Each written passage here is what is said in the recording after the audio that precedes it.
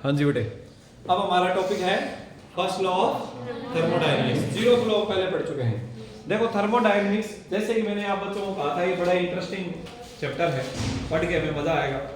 और इसमें ऐसा कुछ नहीं है जो ना समझ आए, बस कंडीशन है कि हमारा प्रेजेंस ऑफ माइंड सही हो, हमारा ध्यान कहीं और ना हो, तो फिर ये चैप्टर बखूबी समझ आएगा, एक एक पॉइंट समझ आएगा। ना समझ आए दोबारा पूछ लीजिएगा। Is it clear? तो फर्स्ट लॉ ऑफ थर्मोडायनेमिक्स पढ़ते हैं, बहुत ही बढ़िया है, इंटरेस्टिंग है। क्या कहता है ये law?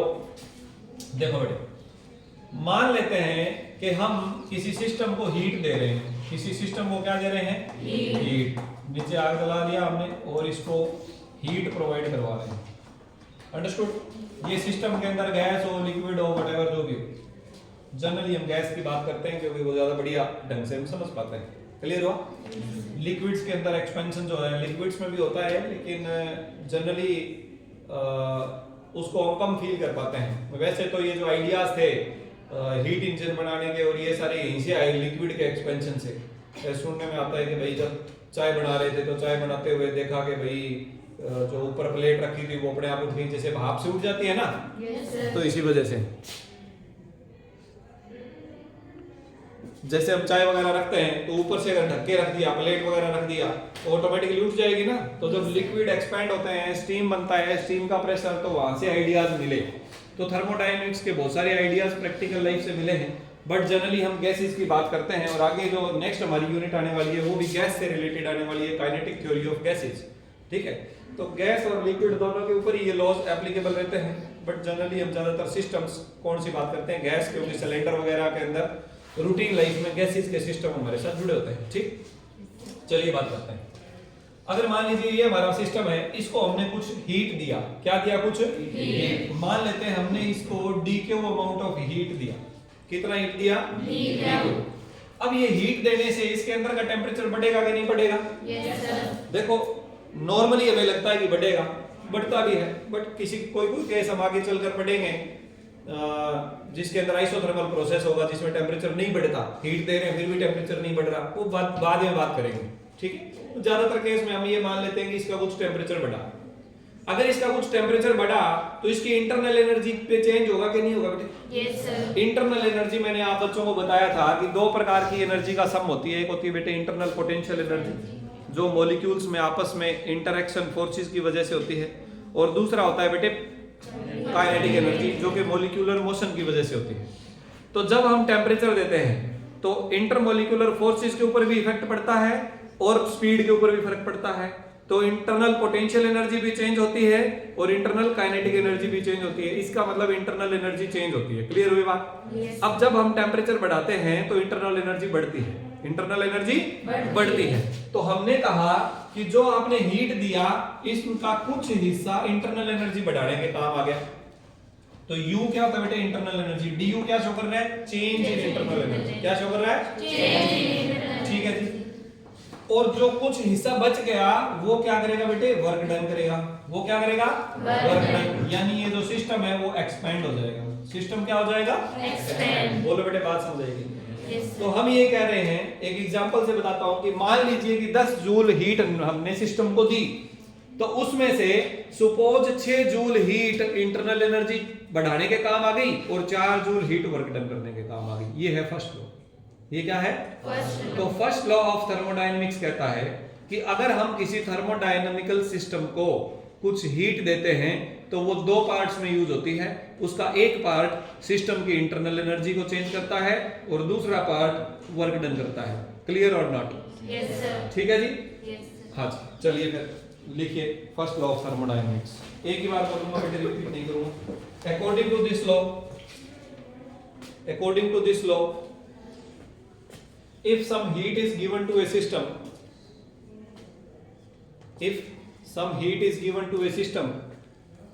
then a part of it is used to change the internal energy. A part of it is used to change the internal energy of the system, and rest part यानी बचा हुआ भाग, rest part is used to do work. Rest part is used to do work. Understood or not? Yes sir. अब इसे mathematically लिख रहे हैं बेटे, दैट इज जो हमने थ्योरेटिकली लिखा अब उसे मैथमेटिकली लिख रहे हैं, dq is equal to du plus dw। dq is equal to du plus dq क्या है? Amount of heat given. अगर हम हीट देंगे तो इंटरनल एनर्जी बढ़ेगी एंड वर्क डन होगा सिस्टम के द्वारा, यानी सिस्टम एक्सपेंड करेगा। अगर हम हीट लेंगे, उल्टा भी तो हो सकता है ना, कूलिंग भी तो हो सकती है। अगर उल्टा करेंगे तो इंटरनल एनर्जी घटेगी और सिस्टम कॉन्ट्रैक्ट करेगा, कंप्रेस करेगा, वॉल्यूम घटेगा। आई बात समझ में क्या नहीं आई? Yes, sir. ठीक है, तो ये हो गया बेटे फर्स्ट लॉ ऑफ थर्मोडायनेमिक्स। ये क्या था? First law of thermodynamics.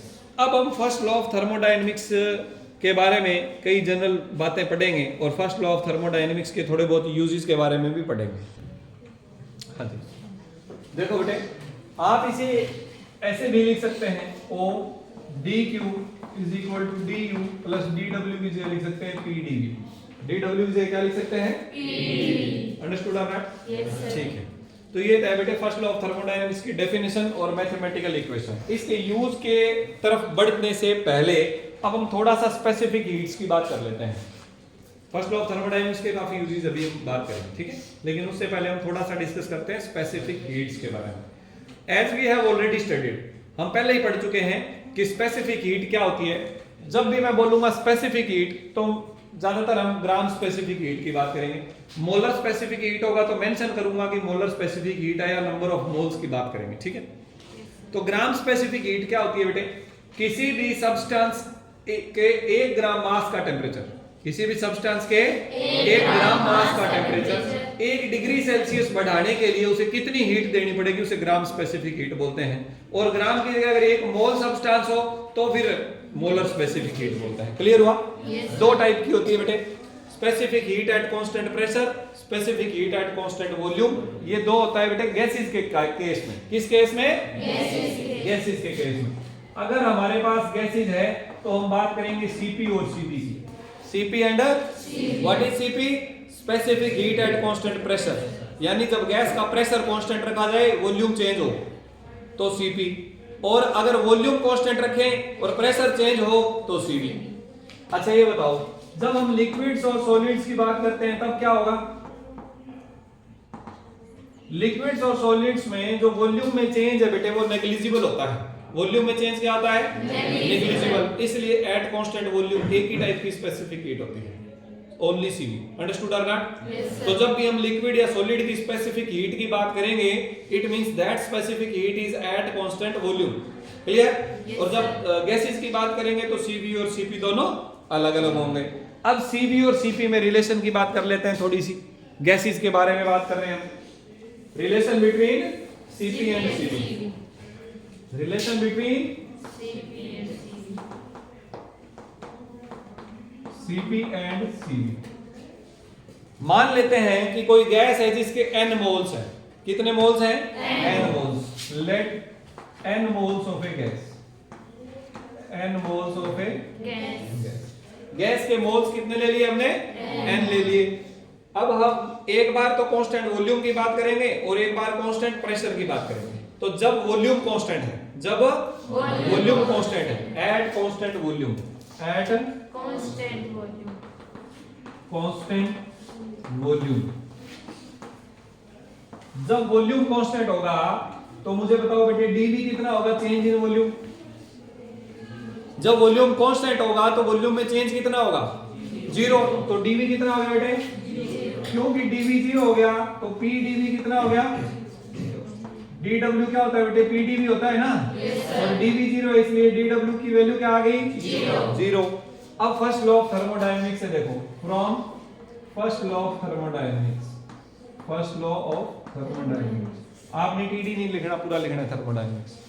तो जब फर्स्ट लॉ की बात करेंगे तो dq इज इक्वल टू क्या होता है बेटे? du plus dw। तो dw तो 0 है तो dq बराबर क्या आ जाएगा?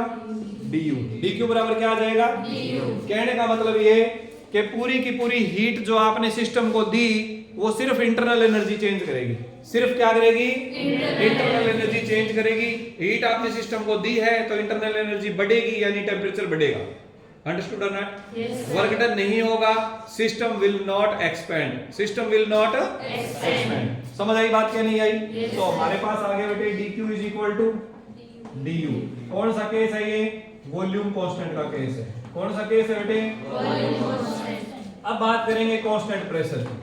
एट कांस्टेंट प्रेशर, अगर प्रेशर कांस्टेंट है तो dq बराबर क्या होगा बेटे? du plus pdv। dq plus PDV. ये होता है कि नहीं होता? Yes, sir. अब देखो बेटे, du इज इक्वल टू, अच्छा सुन, dq, जस्ट 1 सेकेंड। अब हमें किसकी बात करनी पड़ेगी यहाँ पर? थोड़ी सी परफेक्ट गैस इक्वेशन की बात करनी पड़ेगी। किसकी बात करनी पड़ेगी? परफेक्ट गैस इक्वेशन की। पीवी इज इक्वल टू क्या होता है बेटे? NRT. PV is equal to क्या होता है? NRT. H PV is equal to NRT. अब हमने क्या कर रखा है? प्रेशर कांस्टेंट ले रखा है। इसमें दो पार्ट्स की बात करेंगे, फर्स्ट लो भी लगाएंगे और इससे भी। As PV is equal to NRT. P constant है लेकिन वी तो कांस्टेंट नहीं है ना, एन और आर भी कांस्टेंट है। तो देखो बेटे यहाँ पर क्या आ जाएगा? पी वॉल्यूम में चेंज कितना होगा? डीवी, तो एनआर डीटी। NR DT. यानी हमने इस इक्वेशन को डिफरेंशिएट कर दिया। इक्वेशन का क्या कर दिया बेटे? डिफरेंशिएशन। लेफ्ट साइड में डिफरेंशिएशन करेंगे, प्रेशर कांस्टेंट है, वॉल्यूम में चेंज हुआ डीवी। यहाँ पर एन और आर कांस्टेंट है, टेम्परेचर में चेंज हुआ डीटी, यानी वॉल्यूम और टेम्परेचर दोनों चेंज हो गए। Understood or not? Yes, sir. तो पीडीवी की वैल्यू तो आ जाएगी बेटे एनआर डीटी। पीडीवी की वैल्यू क्या आ जाएगी? NR dT. अब यहाँ से देखिए, एक बार फिर से वॉल्यूम कांस्टेंट में आ जाते हैं। आपने कितनी हीट दी? गैस के कितने मोल थे? n मोल थे। तो dq इसके बराबर आ जाएगा बेटे n cv dt। हाँ या ना बोलो? Yes, sir. कि देखो बेटे, एक मोल का टेम्परेचर 1 डिग्री सेल्सियस बढ़ाने के लिए जो हीट देते हैं वो हो गया आपका CV। वो क्या हो गया? CV। तो n मोल्स के लिए कितना? NCV 1 डिग्री के लिए, और dt डिग्री के लिए NCV dt। तो dq बराबर क्या आ गया बेटे? NCV dt। ये पता चला कि नहीं चला? Yes, sir. अरे भाई हम पहले बताया था ना आपको, स्पेसिफिक हीट क्या होता है? एक मोल का टेम्परेचर 1 डिग्री बढ़ाए तो इतनी हीट देनी पड़ेगी। कितनी? CV। dt डिग्री बढ़ाए तो CV dt, और अगर एक मोल की बजाय n मोल हो तो NCV dt। तो dq की क्या वैल्यू आ गई बेटे? NCV dt। Understood or not? Yes, sir. ठीक है जी। अच्छा, और यहाँ पर हमारे पास dq की क्या वैल्यू आई? यहाँ पर dq की क्या वैल्यू आई? NCP dt, क्योंकि अब क्या कांस्टेंट है बेटे? प्रेशर कांस्टेंट है। इधर कौन कांस्टेंट ले रखा है हमने? Pressure constant. अच्छा मुझे एक बात बताओ, दोनों केस में टेम्परेचर तो बराबर ही चेंज हो रहा है। Yes, sir. दोनों केस में टेम्परेचर तो बराबर ही चेंज हो रहा है। Yes. अगर टेम्परेचर बराबर चेंज हो रहा है तो इंटरनल एनर्जी भी बराबर ही चेंज होगी। Yes, sir. इधर ध्यान दो, इधर आपने टेम्परेचर कितना चेंज किया? dt। इधर भी आपने टेम्परेचर कितना चेंज किया? dt। दोनों बार टेम्परेचर बराबर चेंज हुआ तो इंटरनल एनर्जी में चेंज बराबर होगा कि अलग अलग? बराबर. इसका मतलब यहाँ पर जो du है वो इस du के बराबर होगा कि अलग होगा? बराबर। तो du की जगह कौन आ जाएगा बेटे? NCV. प्लस pdv की जगह कौन आ जाएगा? NRTD. कोई दिक्कत? No, sir. यहाँ से n dt कॉमन ले ले राइट साइड से, तो अंदर क्या आ जाएगा बेटे? cv plus r। nr नहीं, n तो बाहर ही ले लिया, और इधर आ गया ncp dt। n से n कैंसिल, dt से dt कैंसिल, क्या आया बेटे? cp is equal to cv plus r। cp minus cv is equal to cp minus cv is equal to R. ये रिलेशन है बेटे दो स्पेसिफिक हीट में।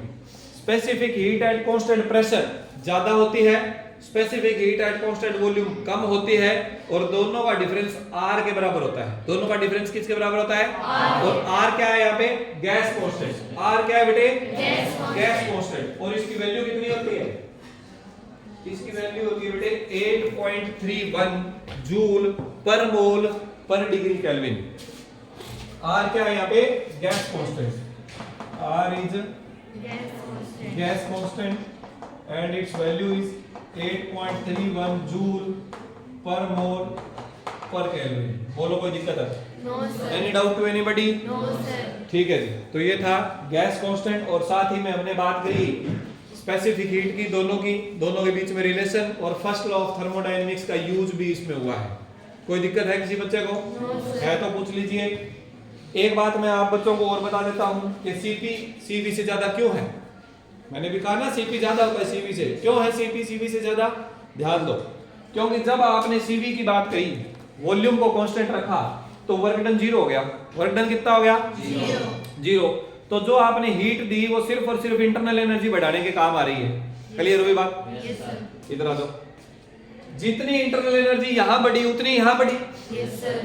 ठीक है, इसका मतलब जितनी हीट आपने यहाँ इंटरनल एनर्जी को बढ़ाने के लिए दी, उतनी ही हीट यहाँ पर इंटरनल एनर्जी को बढ़ाने के काम आ गई।